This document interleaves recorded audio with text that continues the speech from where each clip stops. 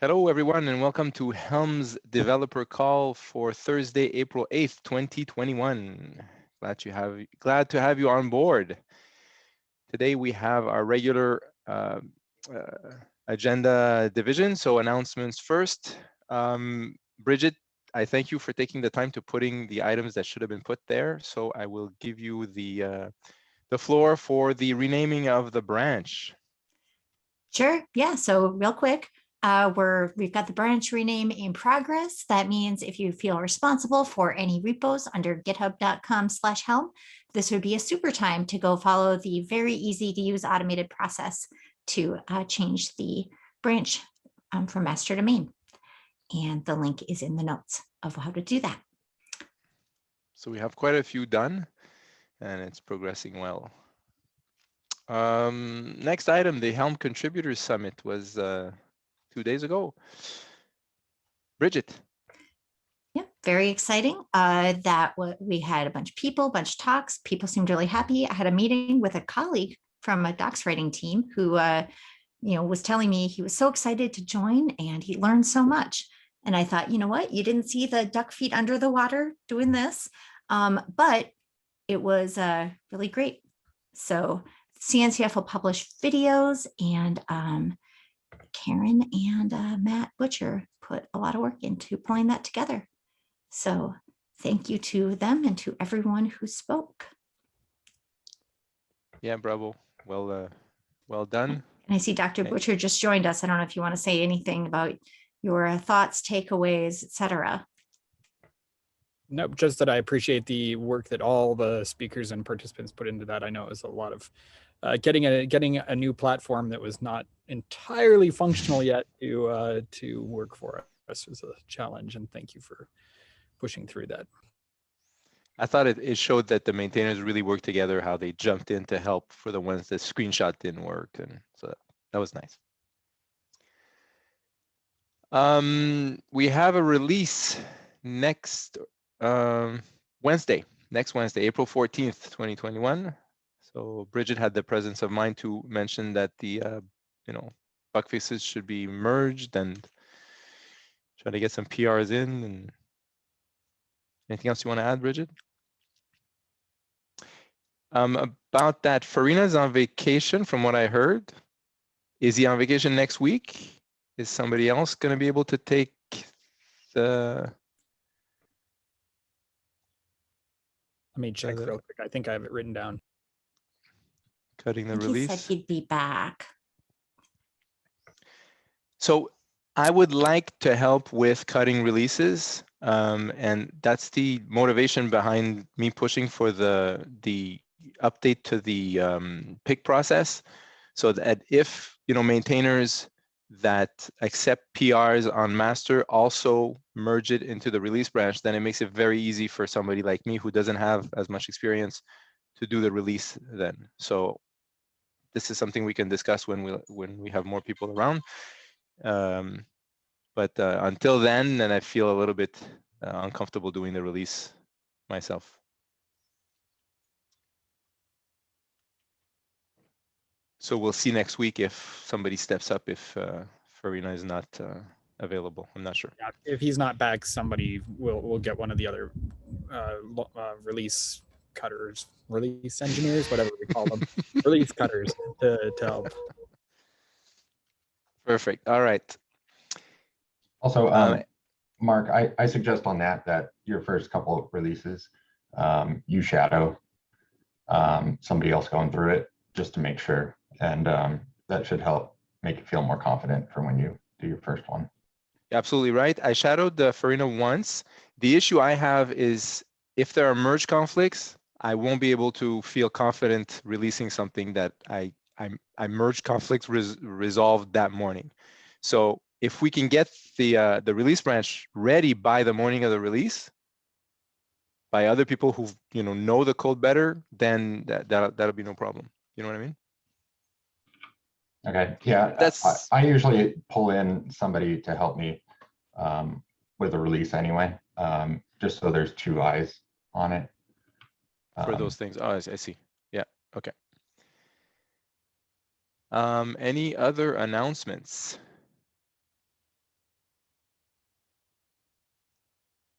All right, so discussions. We have one item. Thank you, Bridget. Docker Hub rate limiting and defaults. Did you fall into or did you see any issues? Yeah, I put that on there because I had a docs writer at Azure reach out to me saying, gosh, I see that in these docs, we're pointing people to this going to inadvertently experience rate limits if they use this chart. And I thought, I don't know. I know there's been a lot of movement in that space, but I'm not exactly sure what's going on. I see Fisher added a note in here saying CNCF projects won't be rate limited. I'm not positive if Ingress Nginx counts as a CNCF project, for example. But I do think that if we, I'm not sure if the right place to document this is in the Helm docs, or maybe it's something that belongs in the FAQ related to Artifact Hub. I don't know. I just want to make sure that we don't have people using Helm and then saying we made them blow through their Docker budget for that 5-minute period and Helm made it happen. You know what I mean? Like, I just want to make sure we've at least stated, if you're not using a CNCF project, take a look at your Docker Hub rate limits, or I don't know. But I'm not even sure if we want to do something like that. And so I wanted to bring it to the community and ask, what are we thinking there? Are we thinking not a problem, or are we thinking we should say something?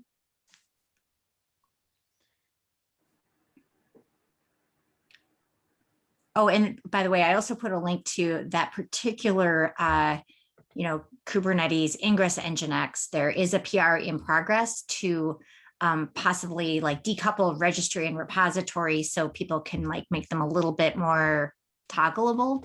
But that doesn't fix the wider problem of there's all sorts of charts out there that we can't control what's in them. But how do we communicate about how Helm is going to behave? I wonder if this is a Helm. I think the question is good. We should at least think about it, but I wonder if it's a Helm.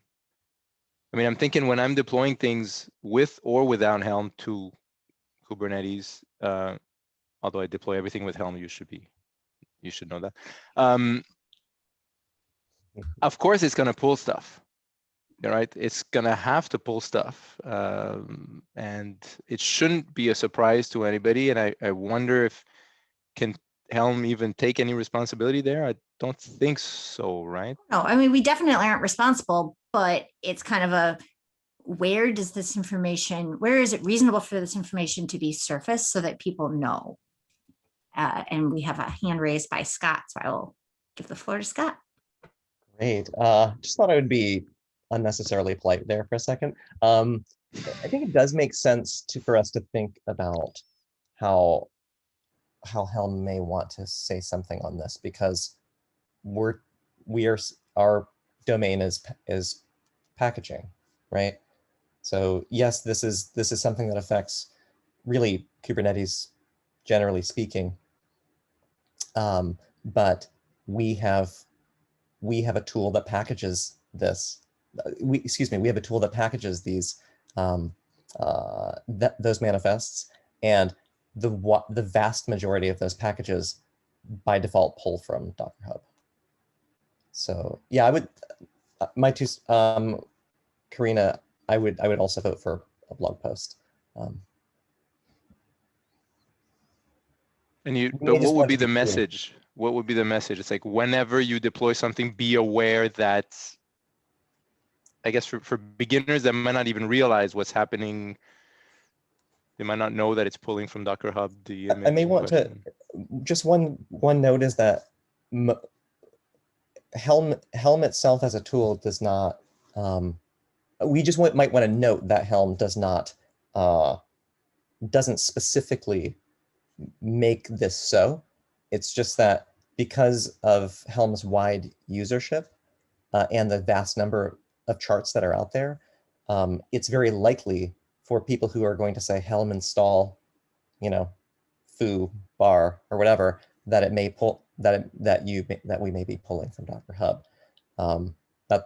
That might be it, and that if people have concerns around that, we just might want to flesh it out a little bit. But if people have concerns around how that might affect them,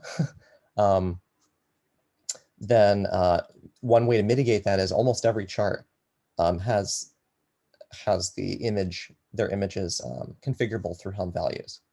So they could, if they wish, use something else. They host their own images, etc. So I like that point. Yeah. One of the things I hear from Matt Farina a lot is about the fact that this tool is written for people that may not be Kubernetes administrators. They might just be developers writing their own software, and so yeah, they might not know. They may not even have read all the hoopla about Docker Hub imposing rate limits. So pointing it out in the documentation would probably be a really good thing. yeah, and one more quick note on that is that when writing something like this, this is probably super obvious to this conversation, but for people who, as Joe said, use Helm in order to quickly get Kubernetes going, it may not be clear either where rate limiting affects them and where it doesn't. Oh yeah, especially if they have some things that are CNCF projects and not affected, other things that they aren't really clear on their supply chain. And of course we could be all judgy and be like, people should be in control of their supply chain. But realistically, people start from a blog post and are trying to learn and don't understand before it affects them. I guess I'm trying to get out ahead of a bunch of issues being raised in Helm of like, Helm is broken. And we'll be like, no, it's not. It's a really good point, Bridget. And I'm really glad that you raised this. One thing, just another quick thought, and then I will shut my mouth, is that about this topic anyway, is that really, if we're clear that this is not a problem that Helm is creating, but just that the fact that Helm makes it so easy for users to use Kubernetes that we feel some, and package these charts that many of them by default point to Docker Hub, that we feel some responsibility in at least highlighting this upstream issue. Oh, I won't use the word responsibility, more just like we want to inform. We want to inform. You're not going to claim responsibility. Be aware of the rate limits that may be imposed by your image provider.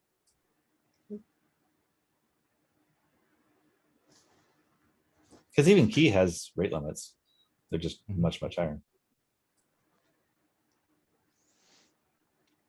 All right.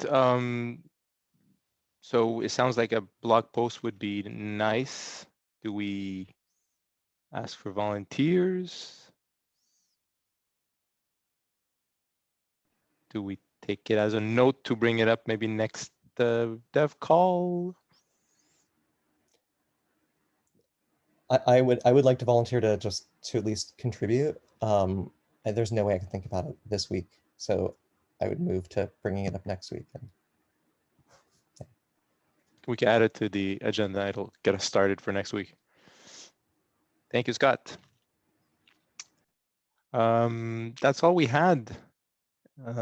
We have 15 minutes before I free you. Does anybody have something they'd like to bring up? And try not to look outside because I'm assuming it's sunny, looking at Dr. Butcher's nice background. Any discussions you'd like to have?